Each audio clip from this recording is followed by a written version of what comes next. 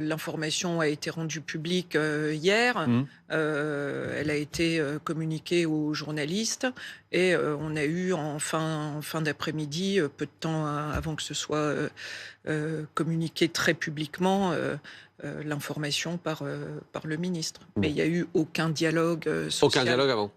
Aucun dialogue avant. Laurent Neumann, l'argument du gouvernement, c'est de dire, écoutez, un, ça permet d'économiser 1,2 milliard, et deux, ça met à égalité le public et le privé. Alors, d'abord, il faut être précis.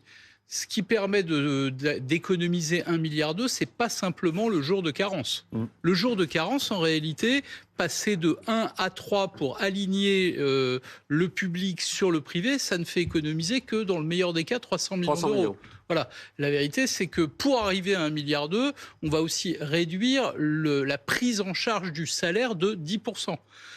Donc si vous ajoutez les 10% d'un côté, les 10% de l'autre, ça veut dire que ceux qui sont malades, donc absents pour cause de maladie, vont perdre 20% de leur salaire. C'est pas rien. Alors souvent l'argument c'est de dire mais c'est une question de justice sociale, a priori il faut aligner la fonction publique sur le privé, il n'y a pas de raison que les fonctionnaires soient mieux traités. Sauf que dans le privé, vous avez des complémentaires santé. Et quand vous êtes salarié du privé d'une grande entreprise généreuse qui a les moyens, tout ça est pris en charge et compensé par votre entreprise, ce qui n'est pas le cas dans la fonction publique par définition, puisque l'employeur, c'est l'État. Donc c'est une vieille idée qui tourne, etc. Le premier à l'avoir mis sur la table, c'était Édouard Philippe. Vous vous souvenez, en 2018, il n'y avait pas de jour de carence, il avait décidé d'en mettre un. Mylène Jacot, d'abord deux choses. L'absentéisme serait en train d'exploser. C'est des chiffres qui sont repris aujourd'hui par les ministres, avec un nombre de jours d'absence qui aurait augmenté de 80% entre 2014 et 2022. Ça, c'est le premier chiffre qui est donné. Et puis, Benoît en parlait, l'étude de l'INSEE, qui concerne par exemple l'éducation nationale. Entre 2012 et 2018, la différence entre les deux dates, c'est qu'on a instauré un jour de carence et que l'absentéisme a baissé de 23%, avec des effets pervers, c'est ce que dit l'INSEE. Mais quand même, l'absentéisme a baissé. Qu'est-ce que vous faites de ces arguments-là ? Premièrement, je me refuse à employer le mot absentéisme. On n'a pas des agents qui cherchent par tous les moyens à ne pas venir. Il y en a quelques-uns, mais ce n'est pas pour quelques abus qu'il faut punir 5 millions d'agents publics. Donc on parle d'absence. Des absences qui sont la plupart du temps liées aux conditions d'exercice, qui sont dégradées. On a 60 000 postes vacants. Ces 60 000 postes vacants, ils pèsent sur les usagers, mais ils pèsent aussi sur les agents qui restent, qui doivent assurer le boulot, comme on dit.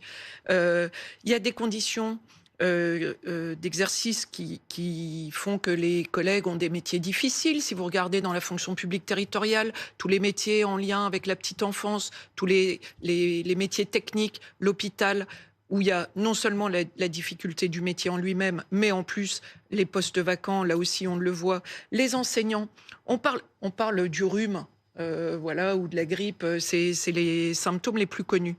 Les enseignants du premier degré ont une prévalence d'infections urinaires plus élevée que dans le reste de la population. Pourquoi ? Pas parce qu'il y a des problèmes d'hygiène dans les toilettes, parce qu'ils doivent rester en classe. Mais ça ne sera pas reconnu comme une maladie professionnelle. Donc, on a des gens qui tomberont malades et qui tombent déjà malades du fait de leur métier, souvent, et qui vont être doublement pénalisés. C'est une mesure, en plus, je finis, même le rapport qui a été publié début septembre sur la revue des dépenses, qui préconisait l'instauration des 3 jours de carence, la baisse des IJ, etc.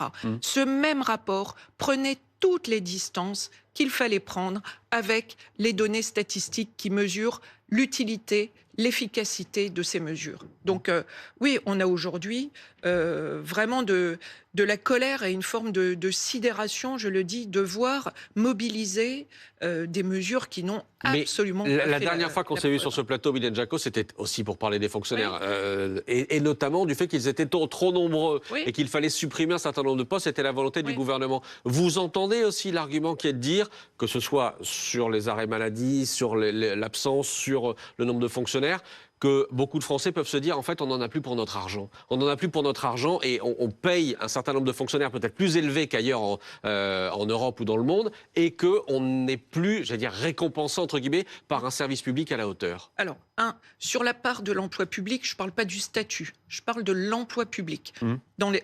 On est dans la moyenne européenne. On n'a pas un emploi public qui serait totalement délirant, supérieur, etc. On est dans la moyenne en France. Quand les citoyens ont l'impression de ne plus en avoir pour leur argent, il faut les écouter. Ils ont l'impression de manquer de services publics sur les territoires, de ne plus avoir accès à la santé, de ne plus avoir accès aussi facilement qu'avant à l'école publique. On a plein de services comme ça et d'attentes qui sont exprimés par les usagers. Les fonctionnaires, c'est des citoyens comme les autres. On est conscient des difficultés économiques qui sont celles du pays.